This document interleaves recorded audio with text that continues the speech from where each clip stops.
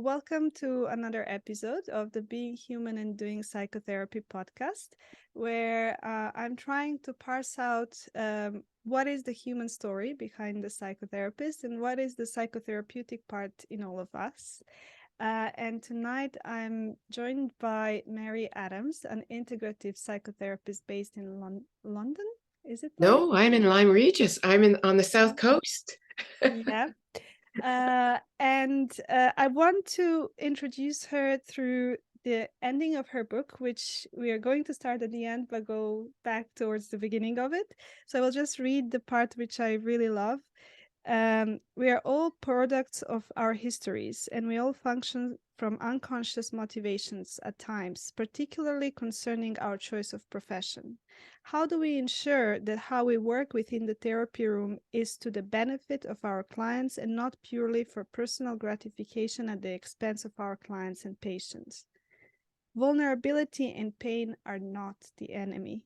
Providing they are owned and acknowledged, respected for the weight and texture they give our lives, they will be the very tools through which we do our best work. Thank you for this. So welcome. Thank you.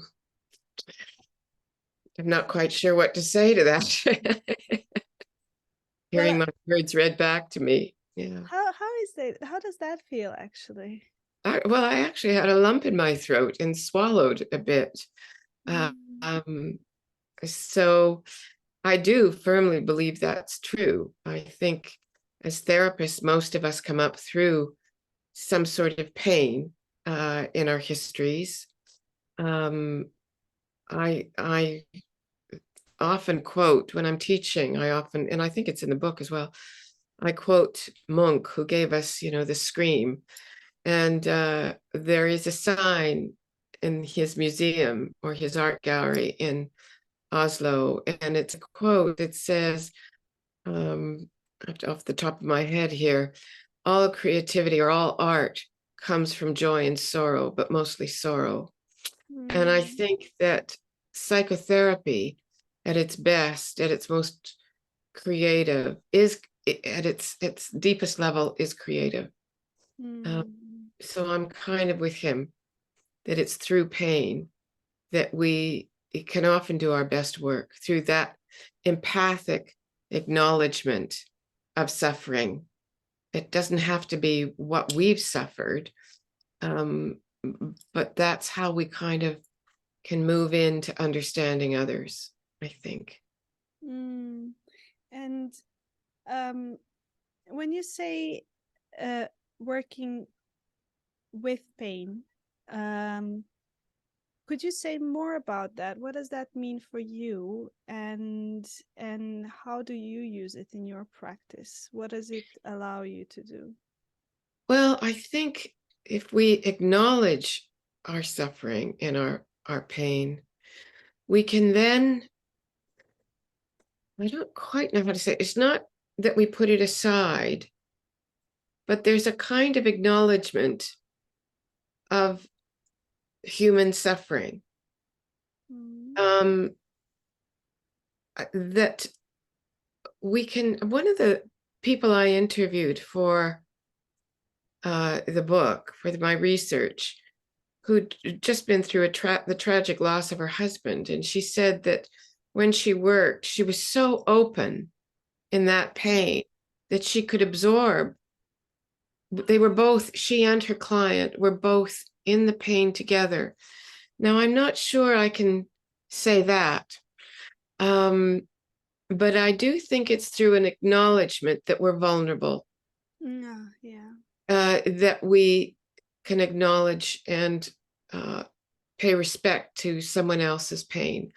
And yeah, if we all, in our training, we're told, well, if you hit a difficult period after your training, you have an ethical responsibility to return to therapy.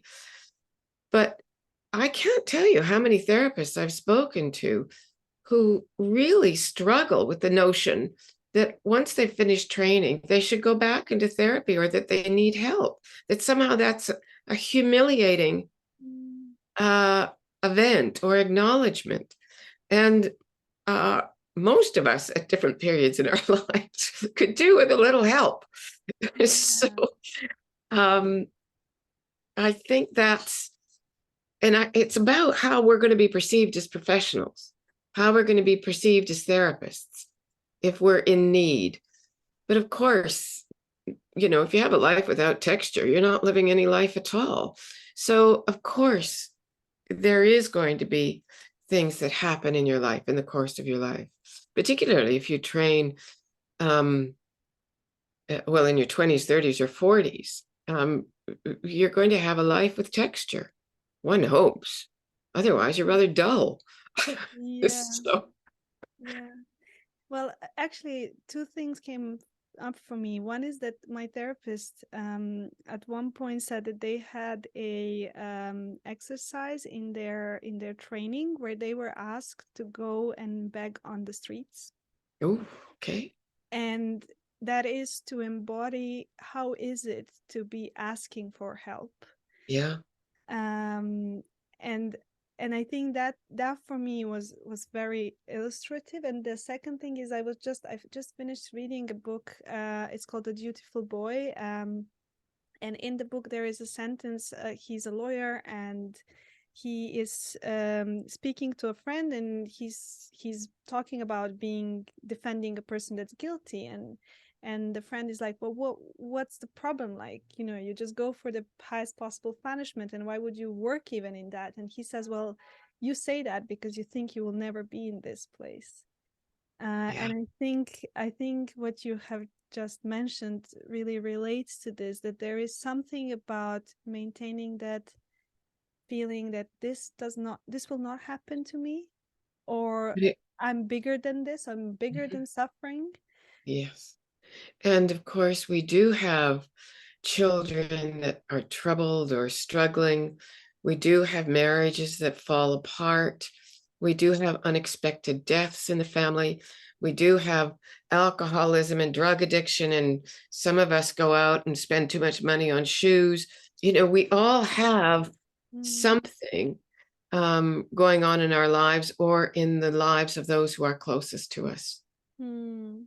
Mm. So it doesn't absolve us from, life's troubles. It really doesn't. And I think a lot of therapists gravitate towards training because they think they'll find themselves through that.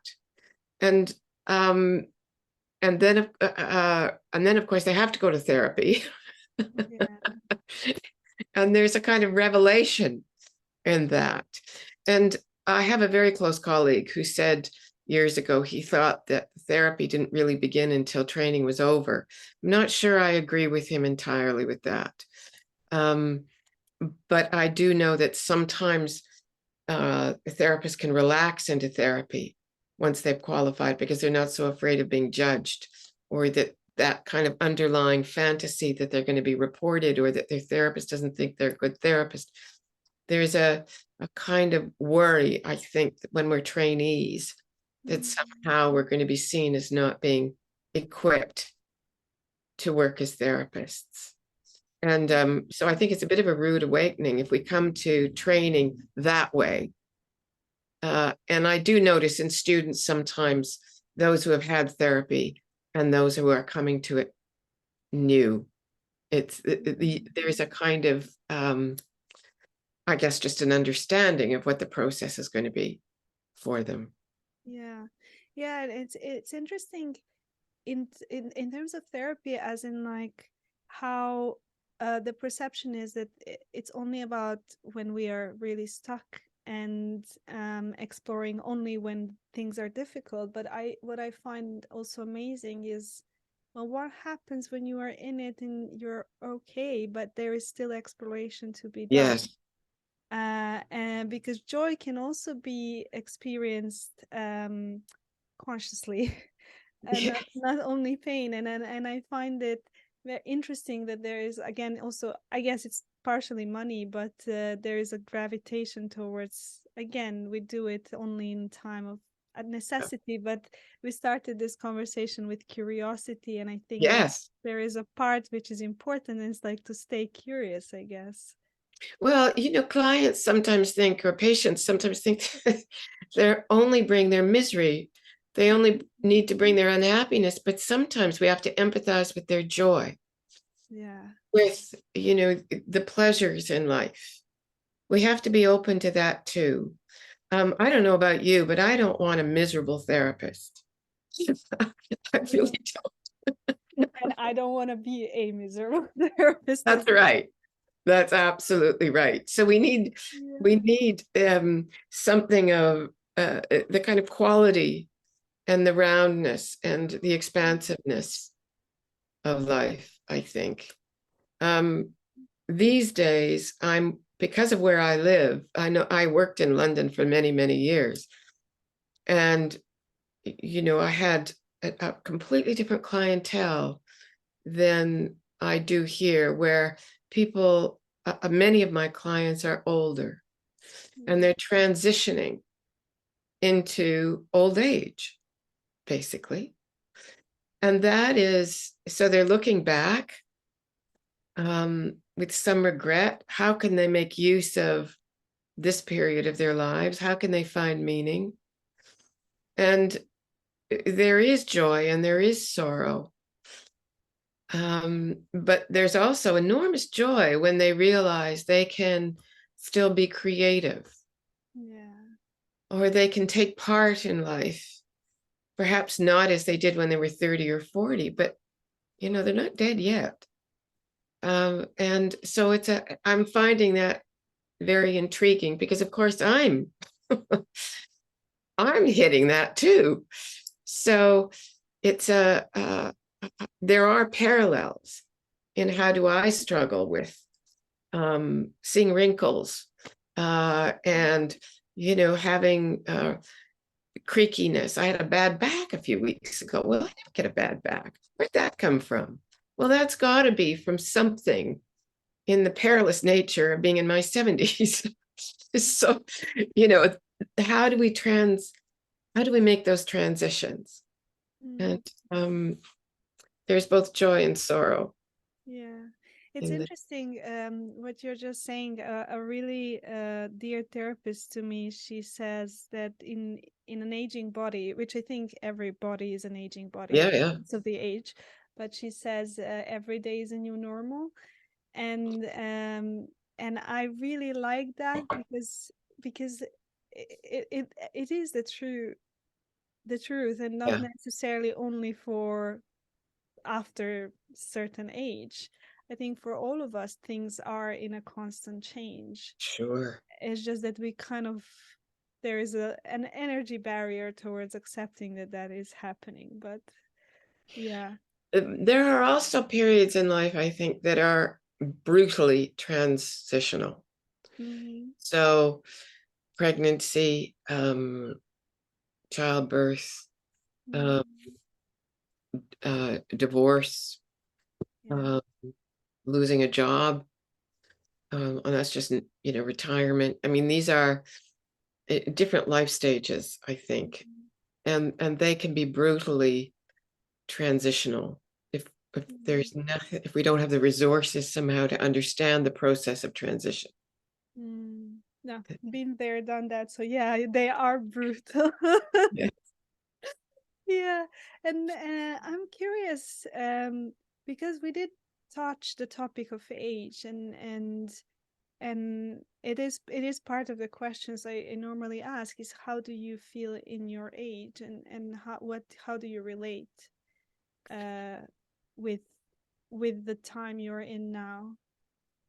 With a certain amount of resentment, but also a certain amount of um, curiosity, I suppose, because I don't feel as old as the years. And I suppose um, I just don't. So I get a shock every time I look in a mirror. And Mm, so, so I have a kind of, um, I think I'm in the process of coming to terms with it. I'm mm, in the process of trying to understand that um, that actually there's no going back. And I think there was a period in my 40s or 50s where I kind of thought that's the age I'd stay. I never really grow out of that. And they were very productive periods for me. And so it has come as a shock to be in my 70s. And so I'm kind of surprised. Thinking, how'd that get away from me? How'd that happen? And I think on one level, I'm very conscious of it, of my age. On another level, I don't really pay much attention to it at all. I bicycle and I'm pretty active. So I'm a bit of a, but I had cataracts removed. I've had 2 new knees. I can't deny that there's something that it's coming along. And now, of course, what happens is there is a sense of time. And I think I'm going to write a piece about this because there's something about how time gets away with us from us. And you can't do anything about time. It just is. And we have to relinquish something of our power or our control to it. And there's both a relief in that, but there's also a sadness. So, yeah, I've probably not articulated it vocally quite like I have done here now, and I hope it makes a certain amount of sense. Yeah, I mean, what I'm hearing is basically, and it's since we started somehow the holding the polarity between both and are present, because I imagine there is a certain beauty of being in a place where you've experienced a lot of things and you have a certain ground, and then on the other hand, there is that thing of time and knowing that is less. Yes, and I think there is also something about handing the baton over to the younger therapists. And I think that's very, very important. So I may have, creaky old wisdom, but on the other hand, this is no longer my world. And we can't cling to that. And there's, it wasn't like that in my day. I remember hearing that as a kid. Oh, it wasn't like that. What are these kids coming to? And I hear that all the time. Kids have the phones, they've got the computers, they've got the games, they've got social media, they've got this, they've got that. Well, actually, that's their world. Yeah. And how they negotiate it is really going to be up to them. And how we train therapists in this new world. When I started training, and I've just written this in the new, I think it's in the new chapter in the revised or the second edition of the book, I've just lost what I was going to say. Oh, I know. When I was young, when I was training, we were told never to text a client, that a client should never text us and we should not text them. This was in the 90s, early 90s. Well, can you imagine now if you stuck to that and said, well, high and mighty, and said, I am not going to text. I'm not going to use text. If you want to contact me, call me on the phone.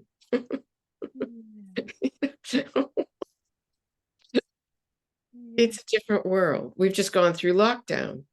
It's been an enormous change to the profession. The profession has to change to the world that is, not the one that's gone by.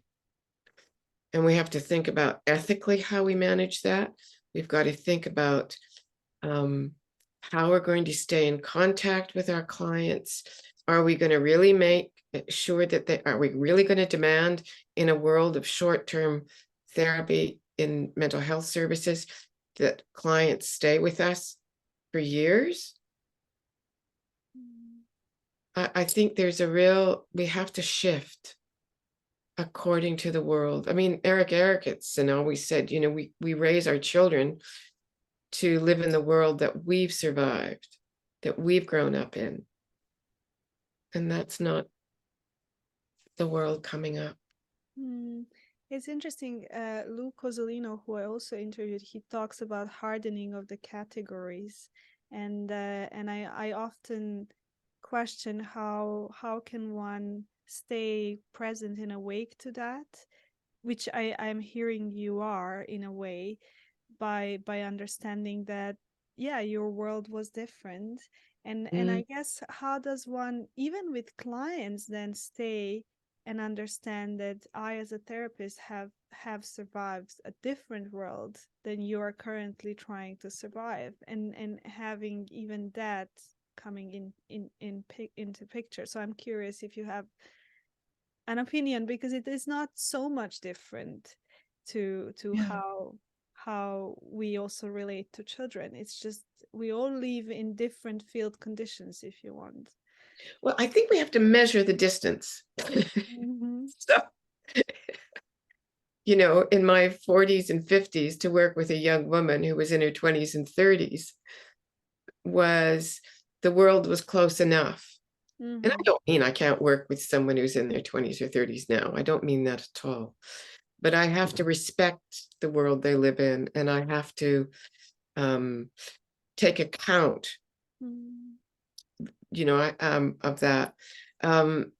But I think we have to measure the distance and understand that how far away we from that world.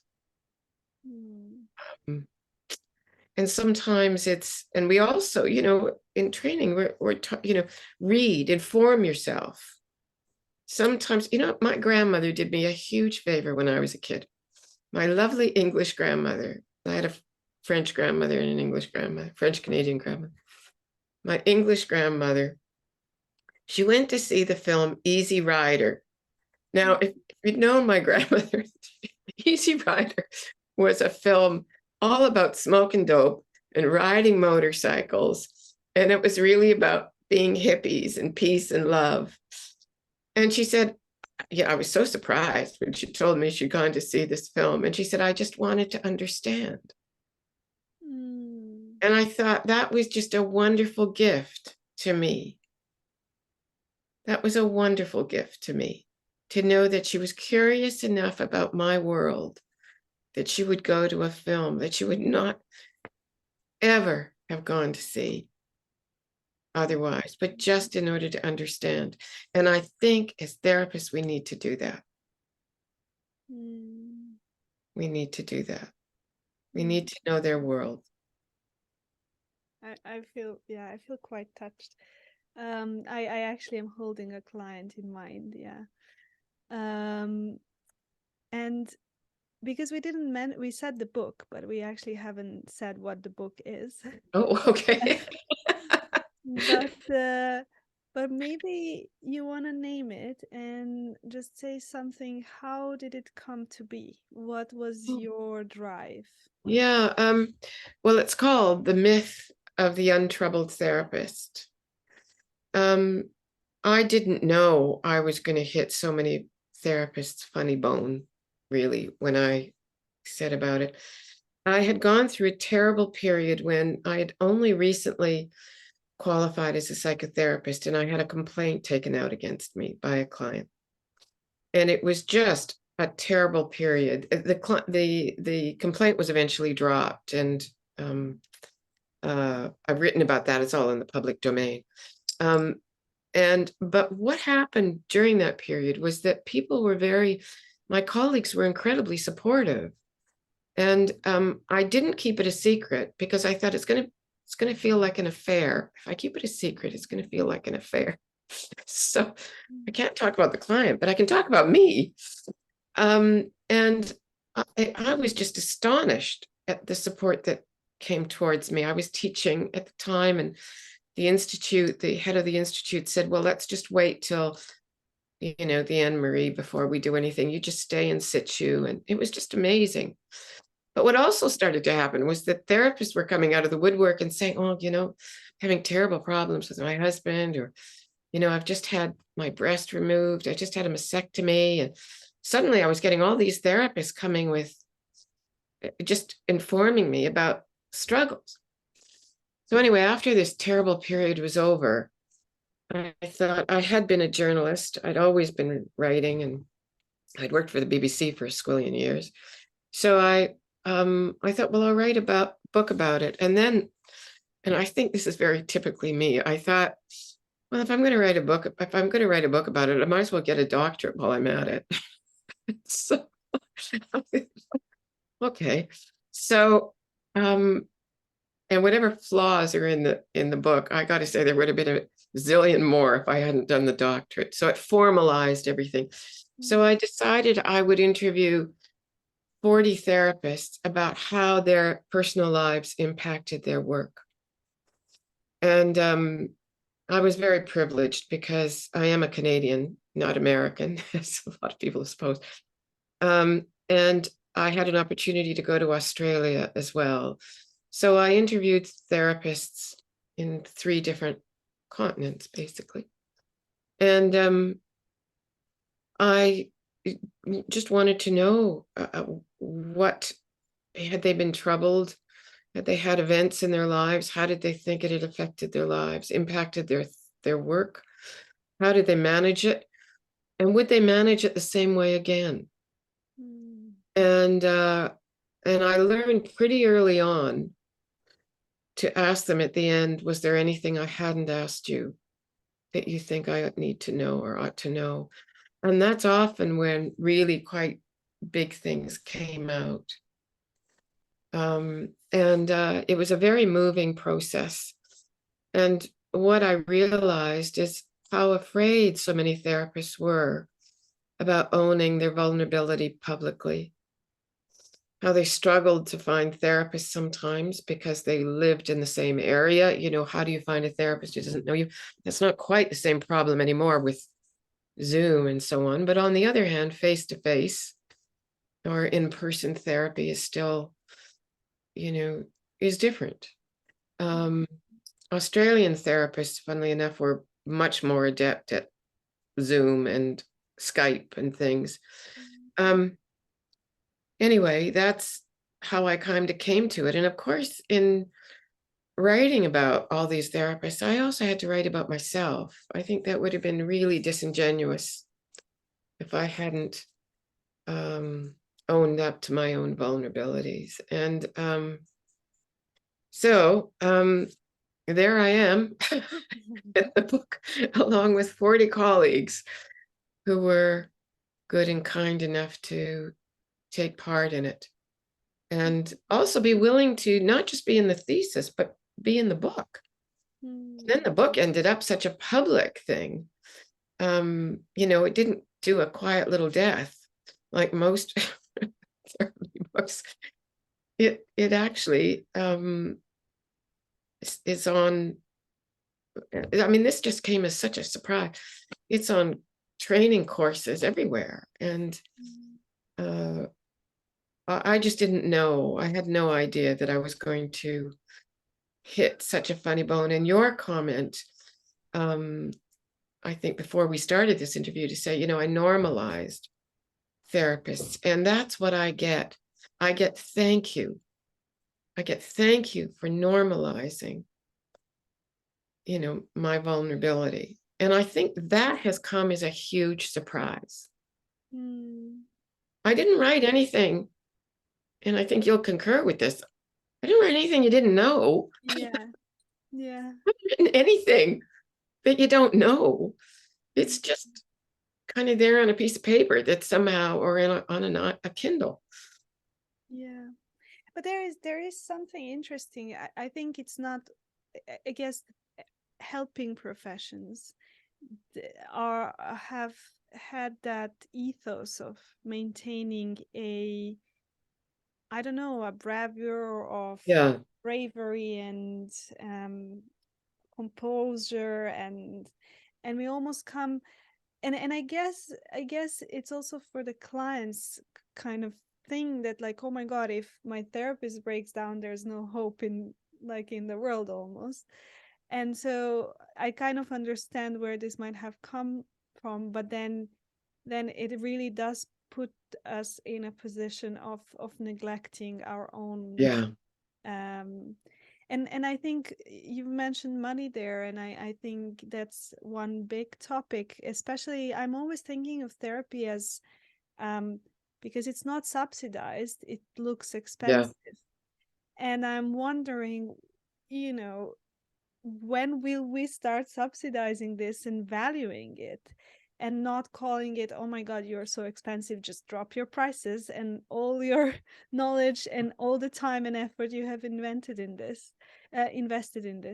So I guess there is that your book is offering, is just maybe a reminder, and a very public but also very gentle. That's what I like about it, that there is not there it's not a judgment.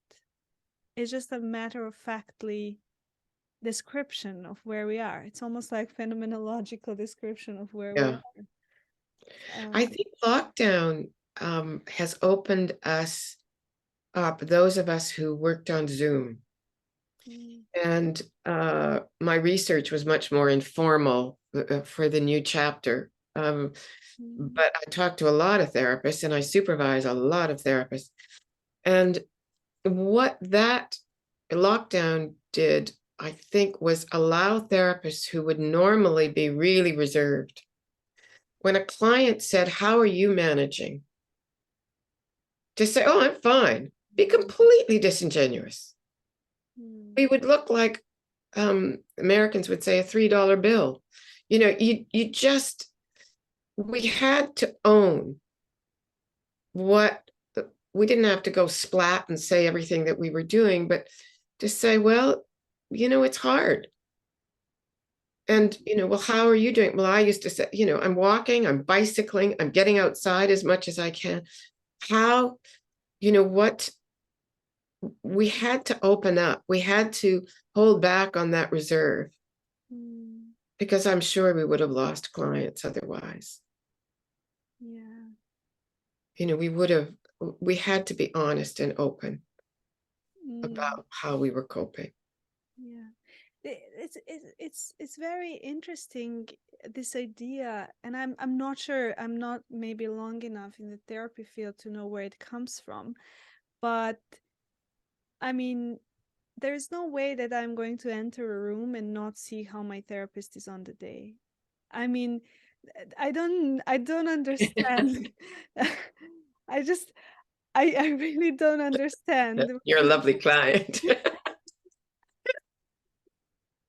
Yeah, I do restrain sometimes. Yeah, It's yeah, part of my, obviously, my own story, but but yeah, I still am curious, like, sure. where is this coming from? Like, who has ever thought that we can hide? I mean, yeah, I it's think is it Kalman who said he trained as a psychoanalyst, and when he started training, or when he started practicing, he couldn't afford a big room, so he couldn't have a couch. He didn't have a room big enough for a couch, so he started working face to face. mm, And of course, that's that has come as a kind of shock, I think, too. That's a change in the profession. You mm, know, how many couches are being used nowadays? Well, we all have a couch. I've got a couch. But mm, I work face to face, and I need to work face to face. I need to see the client. That's my need. But I mhm, think they also need to see themselves reflected in my eyes.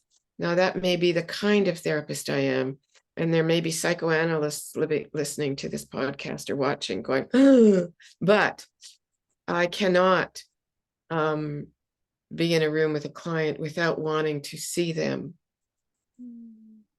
And even if they want to remain hidden, I want to know my clients, and they will know me in some way, shape, or form, regardless. They will pick up things. They will need to pick up things.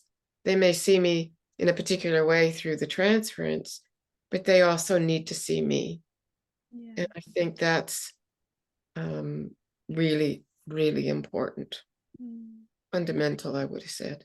And there is an interesting thing, as you just said, because a therapist that works before me in the clinic is actually blind.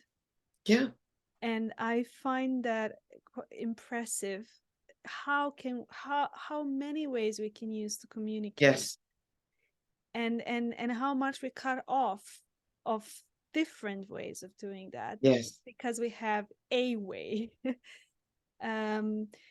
And yeah, so I guess I'm curious, in your growth as a therapist, how were you getting more flexible? Because I imagine there is a time when you I think think there it's are. confidence. I think it's confidence.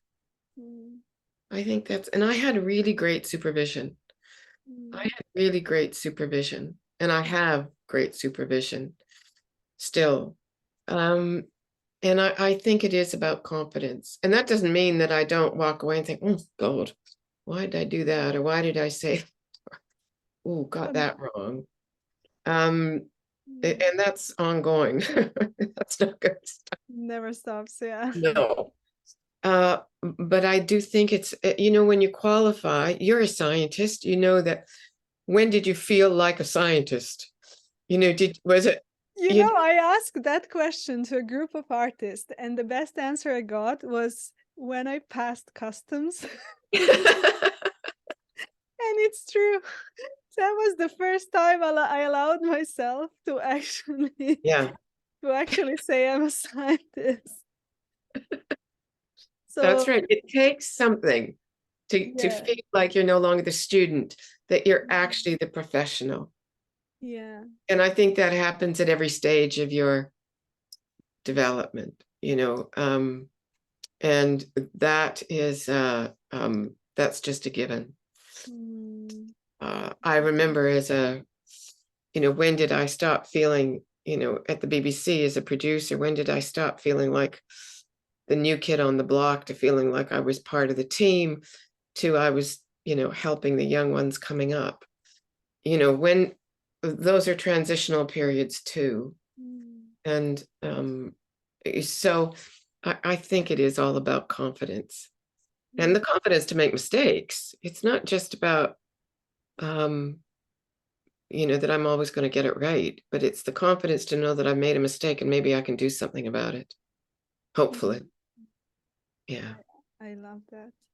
And one of the things that you mentioned in the beginning was complaints, and I haven't talked to any therapist about complaints and the process and the anxiety that you are talking about in the book. And to be honest, inside of me, that's almost like a, do I even want to do this work, knowing that Yeah. there is this looming, because I'm coming from Serbia, and there it's not a thing.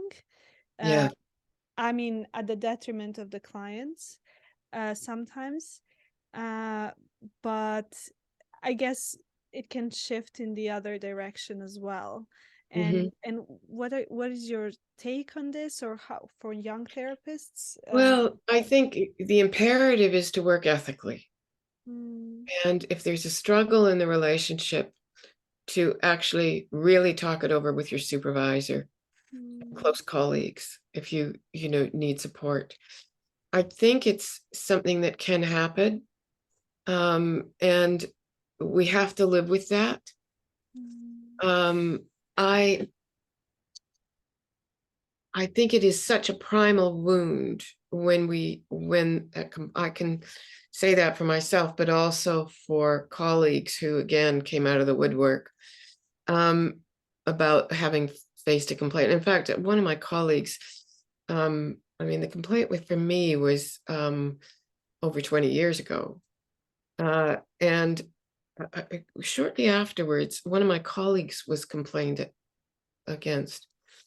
And she went to the panel and she was vindicated. It was, not, she was, but she still can't talk about it in a sense. She still is completely traumatized by it, because I think it's not just what you've done. It's like it hits a very deep wound about yourself, like shame is about the difference between being ashamed and being shamed. Shamed feels like you, not something you've done.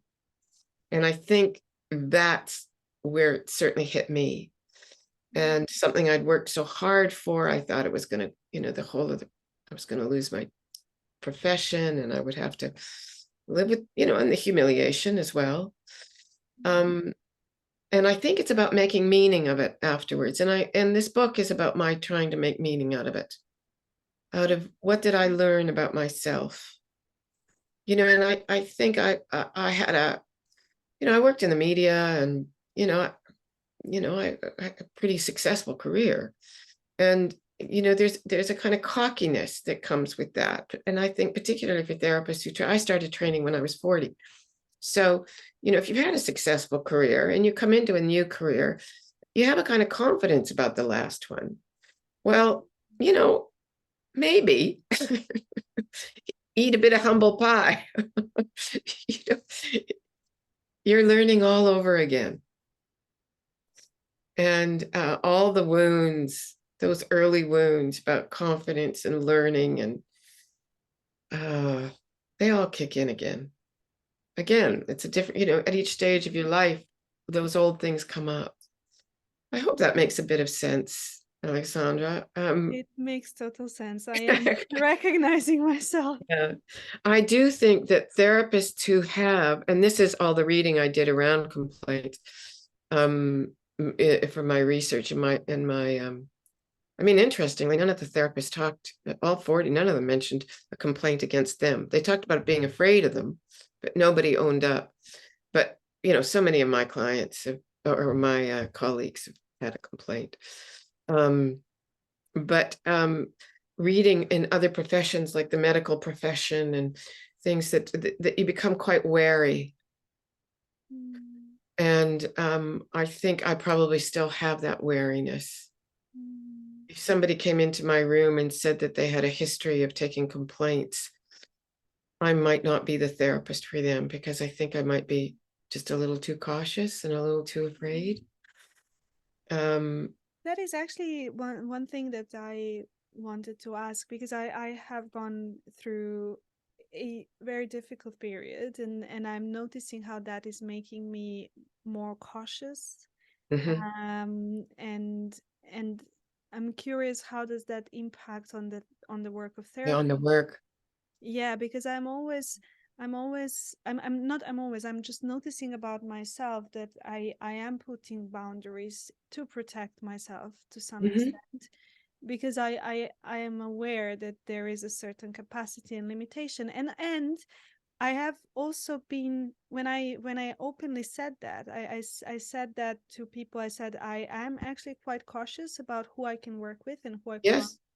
And I was really shamed, and I was super surprised, because they were like, that says something about you, and that's like, we need to be able to work with everyone. And I think that's another one of those myths, which Yeah, is it's another then one of those myths. Yeah. dehumanizing the therapist.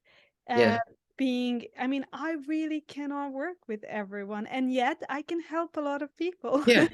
And Yeah. so there's something about that I am maybe slightly split about, but I'm curious about what you Yeah. think. I don't think we can work with everyone, and we're not the right therapist for everyone.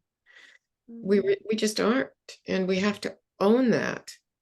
And at certain periods of our lives, we certainly, there's a lot of literature about how do you work with someone who's going through a divorce when you're going through a divorce, and they're at different stages.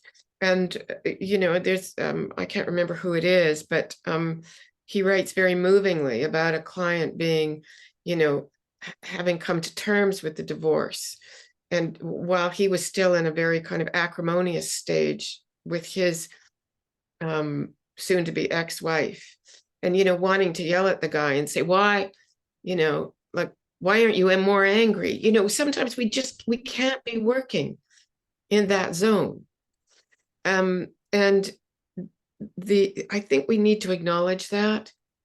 And there are certain areas and certain times of our lives where we have to pull back, or we can only take so many people presenting with certain kinds of issues. We just can't be the right therapist for everybody. And that means that not every client is the right one for us. Yeah. And putting certain boundaries down. And you may move through that period and find that at some point you can work, you're better equipped. But at this stage, perhaps not. And there are a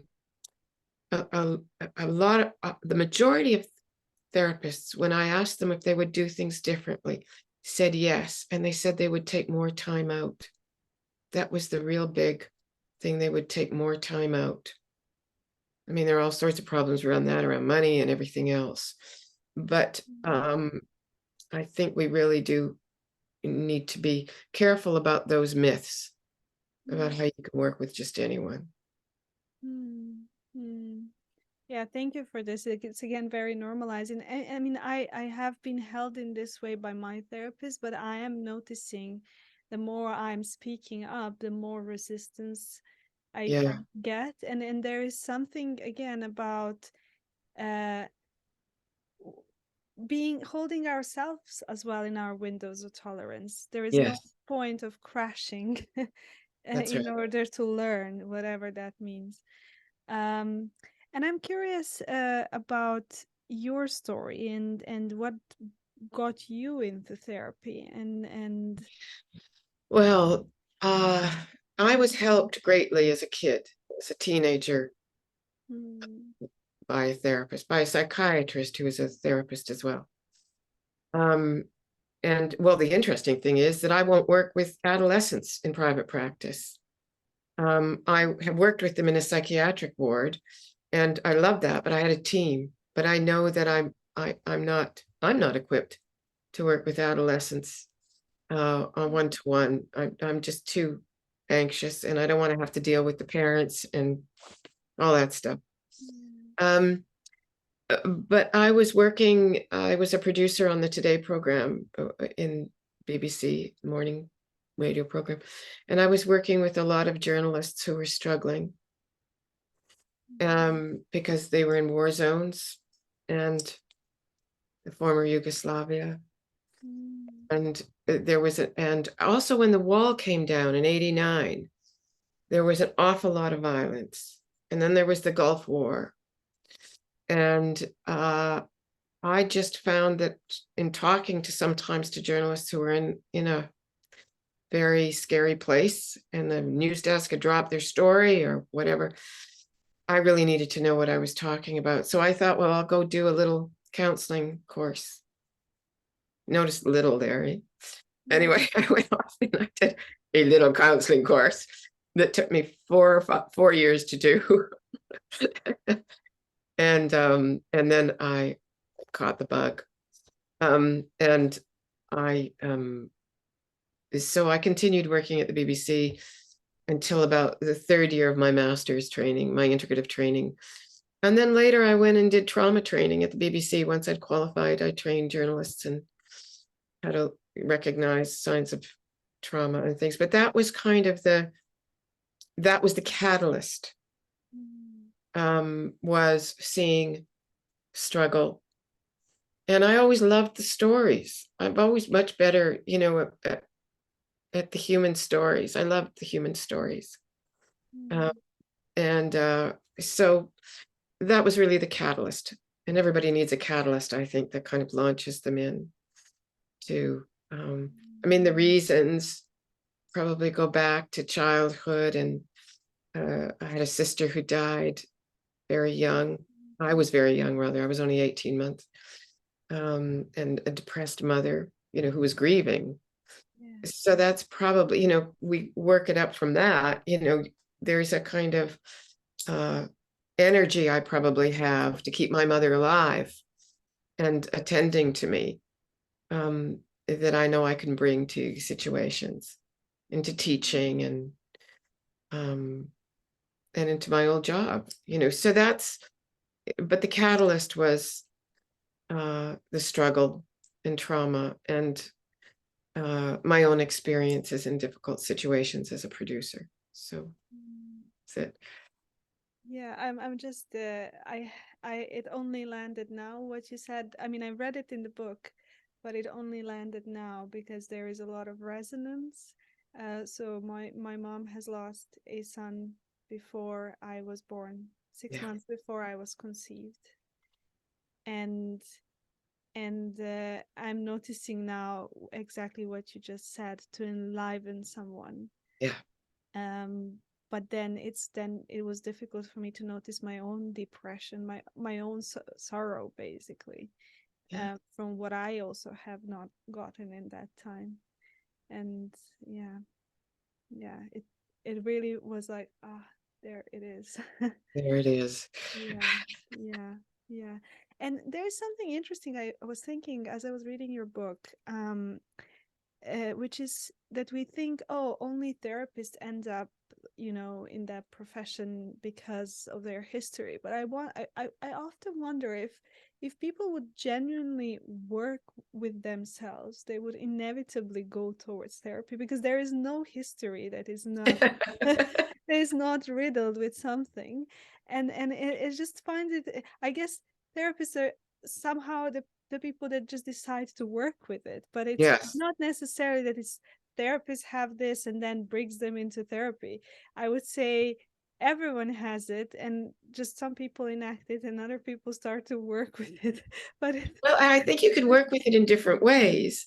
yeah. Um, I was just reading a biography of a writer I like very much, Elizabeth Jane Howard. I Mhm. mean, she basically transposed her whole life into her novels. I'm not sure, she was never able to really quite get hold of her life as a result, Mhm. but she seemed to kind of, in her characters, she recognized their vulnerabilities. Mhm. Um, Although she seemed to have a compulsion to repeat. Uh, but I think artists, writers, Yeah. um, actors, there's physicians, Yeah. Scientists. scientists. Sure, if you listen to the Life Scientific, it's, I don't know if you listen to Jim Al-Khalili on, in fact, I think it's Tuesday mornings, and he interviews scientists and why they become scientists. It's the most wonderful thing. That there is something we need to make meaning. Yeah. And whether it's, uh, becoming a dog trainer, owning a farm, building a company, there's something about how do we make meaning out of our lives. Yeah. And sometimes it's misguided, but sometimes we hit the nail on the head. Yes. I would say most of the times. I don't. I think inevitably it somehow goes there. But Yeah. yeah. Yeah. Yeah, and I'm curious. One of the we talked about age, but I wonder whether gender has ever been something that you've um, worked through as part of your identity, or it's not something that has been very figural for you. Well, it's an interesting question because I have a niece and a nephew who are transitioning Mm-hmm. um, at the moment. So it's been very much on my mind. And also it's enabled me to understand and perhaps empathize with clients who have children, grandchildren transitioning and working with somebody struggling. Um, but I am the only girl in a family. I have 5 younger brothers.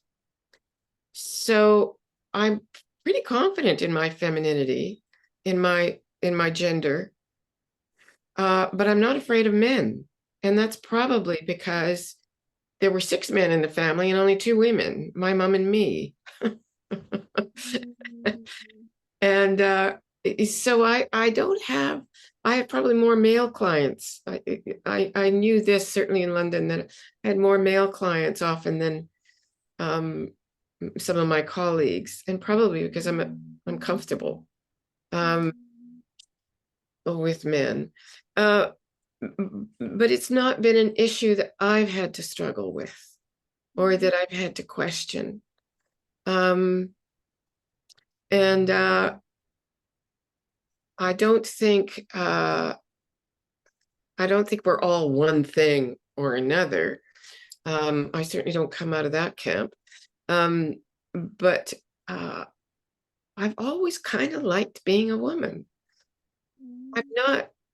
That's not been a struggle. And I think I have been lucky in my profession where there were women and there were really good examples. And I also had a father who said to me when I was 14 and I wanted to drop Latin, how are you going to go to university if you're not taking Latin? Well, so there was clearly, there wasn't a kind of discrimination that I wasn't going to be able to do what I wanted to do. Having said that, I didn't go to university, but it wasn't because, at that time anyway, it wasn't because because I dropped Latin, that's for sure. But there was a kind of acceptance, I think, and respect that I could do what I wanted to do. And I was just thinking about the way you speak about a lot of things is full of presence and curiosity and joy. And I was wondering, what is it that psychotherapy brings you? And what are the joyful moments that you remember from the processes that you've been? I think it's looking into someone's life,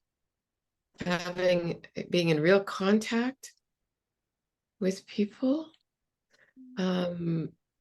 I think there's there's such a privilege in being a therapist. There's such a privilege. And I think that they entrust me with their joy and sorrow.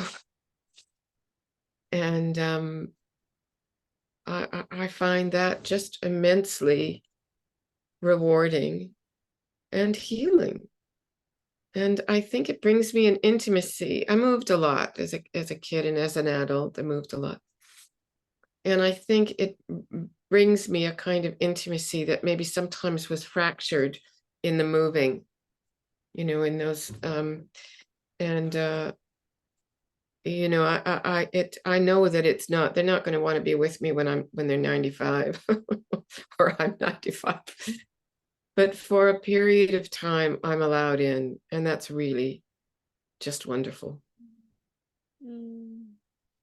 And how was that more challenging in your personal relationships? I think so. Yes, I think, and it's not a surprise that often when you're training, your relationships change. And I've sometimes thought there should be a warning, and the same thing happened with me. A relationship broke up and I remarried. I've been married for, nearly 30 years, but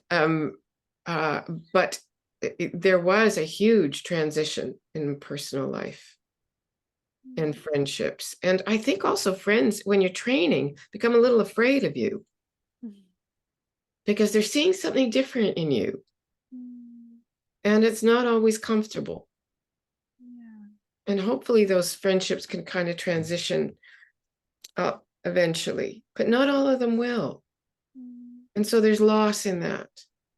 And of course, there's, when relationships, I'd lived with somebody for 12 years and that relationship broke up. And that was incredibly sad. It was very amicable, but it was incredibly sad. And I remember he said, I look at your textbooks, and he said, they're like Greek to me. So 2 separate worlds. really, Mhm. and make them a bad person, just with very different interests and concerns. Yeah. There is something interesting when I was doing family constellations. It's such a powerful field that when one is out, it's impossible to describe with words unless someone has actually been there and seen that. Mm, And and at times I do find it difficult to connect if someone hasn't had that experience. yeah, And almost I find myself saying, you know, you will understand later, or you if you would see this or know this, I'm sure this will be different. But there is no way of, even if I tell them, they it's impossible. And so there is something of that sort that once you're there, there is something that really changes deeply. yes, I think um, so. On the other hand, I have a close friend here who owns a shop in town. It's a very beautiful little shop. And she asked me to step in and work in the shop one day when she was short of somebody. And so I've done it a few times, and I just love it because I engage with people in a completely different way. And it's really fun. yeah. And I think as therapists, we do need to have fun. Yes. And, what is fun for one person? And, I've given workshops. And I remember one therapist at the end of the workshop, she said, "Oh, today I found out that it's okay to go golfing." Well, who said that a therapist can't golf? I mean, but there's this idea of therapists are supposed to be, what are they all supposed to do? Yoga, or they're all supposed to, I don't know. I used to say, well, they all go and throw pots. And somebody thought I meant really go throw a pot. I meant, you know, pottery.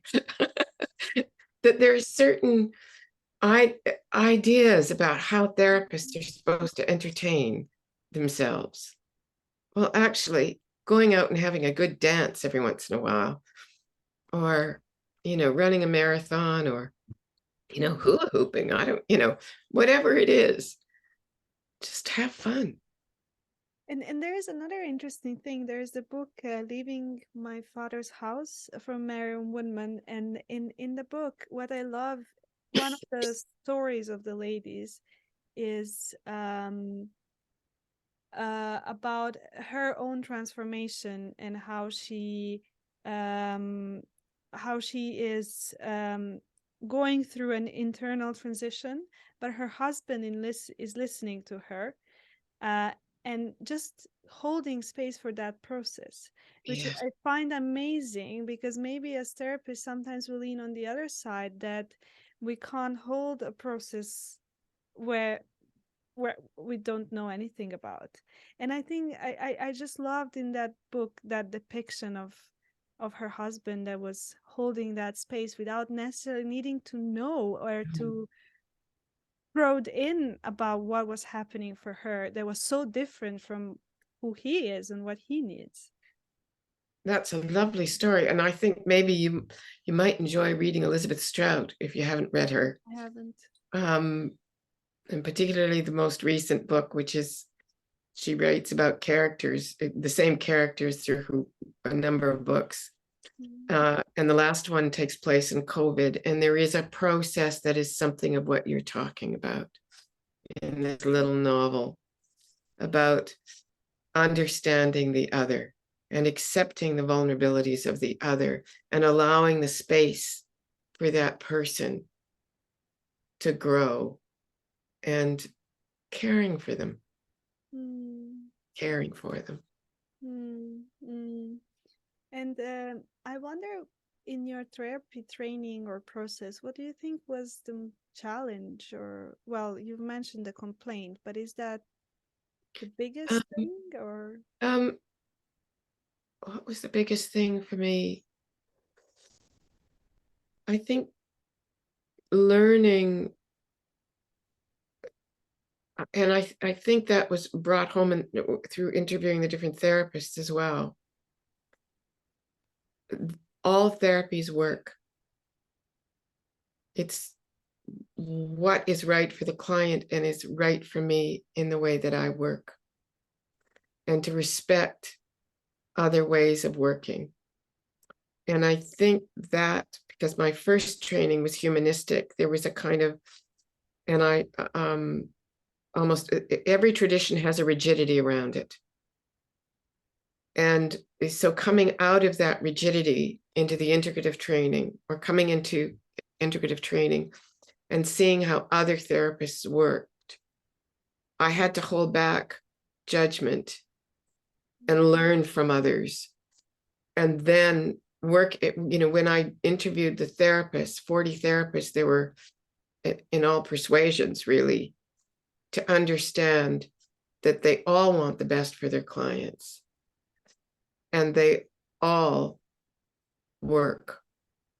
Yeah. But it may not, so what works for one may not work for the other. Yeah. And it's interesting how therapists actually, once they qualified, often will, CBT therapists, for instance, a number of them went to TA therapists.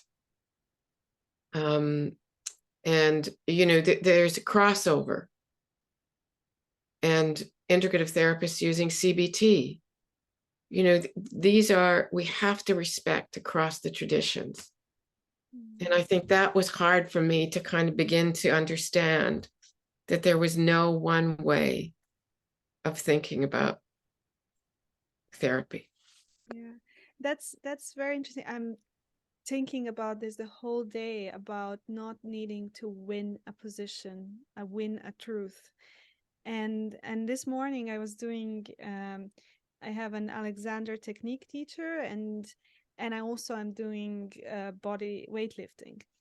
And this morning I did like a mix between what she was teaching me and what I was doing, what I'm normally doing with the body, with the weightlifting. And something happened for me in the body where I realized that maybe the weightlifting tradition is very much isolating the muscular structure, but like the human organism has bones and neural system. And then I realized, oh my God, this is what we are doing. In order to grasp the world, we kind of split it into small pieces. Yes. And then we choose that small piece we are looking at. And then we think, well, the small piece that I have the capacity to look at is the piece we should look That's at. right. And that's the way to look at it and to work with it. And then but there's so we are a whole, and not only that we are a whole, we are connected to so many different things that the complexity is just immense. And like on good days I'm really easily holding these truths. On bad days I'm Oh, really yeah. Cling to that yeah. perspective. Yes. Yeah, but because actually one of my trainers, he mentioned there was literally within the span of one session, I said, oh my God, I was amazed by the complexity when you gave us this exercise. And in the other moment I was just like being like, why can't we just do this and this and this, and this would be so easy, and this is so easy to do, and why are we not able to just say it bluntly? And then I realized, and he really named it for me. He was like, well, half an hour ago you were talking about the complexity. But yeah. Exactly. And I remember one therapist who was very generous when I sent him the bit that I had written in the book about how I understood his particular way of working and the reasons why. And he wrote back and he said, well, that's not what I would say, but go ahead and publish it. And I thought, that's generosity. That's appreciating my perspective, even if it isn't his. It's not all one thing. Yeah. Well, I feel like I probably asked most of the questions, but I might not have. So I would use your question, which I actually always use in the interview. Is there something I haven't asked, but you have a burning desire to speak about? No, I think you've covered just about everything. And Yes, if you think of anything else you want to ask me, you can come back. But no, thank you very much for the privilege of being on your podcast. And I really wish you well. Really Mm, wish you well in your training and in your career. thank you. And actually, there's one question which I ask, which I call a rapid fire question, but I love it because it seeks it is to appreciate the idiosyncrasies of all of us, which is there an absurd thing about you that not many people know about, as in something that people would think is out of your character, but you actually do it? I knit. Mm. It's probably a very therapeutic thing. Um, what do I do? Oh, I love country music. I'm absolute. Um, and so I think that's probably, oh yeah, no. And I cried every sad song. No, and Emmylou Harris is a musician and a singer that I, my big hair, Mm. So I think so that's to be unexpected. this seems to be like a natural ending because it just froze there for a moment. But yeah. Yeah, didn't it? Yes. Yeah, so yeah, I want to thank you for taking the time and for writing the book and for just being you and doing all this work that so we can enjoy now. I'll stay in touch. I'd really like to hear how your career goes. And thank you very much for the privilege of being on your podcast. Take care.